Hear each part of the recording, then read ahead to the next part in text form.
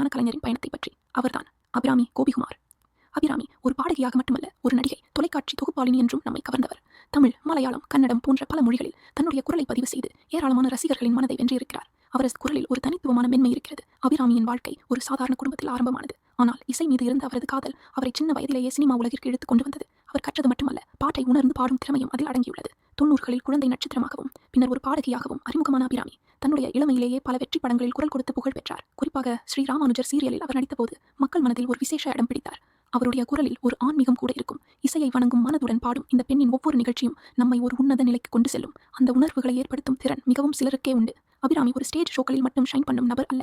YouTube மற்றும் சமூக ஊடகங்களில் தனது கலையை பகிர்ந்து கொள்ளும் திறமையும் வைத்துள்ளார். அவளுடைய இசை வீடியோக்கள், கவிதைகள் மற்றும் ஆன்மீக நுண்ணறிவுகளும் ரசிகர்களை ஈர்த்துள்ளன.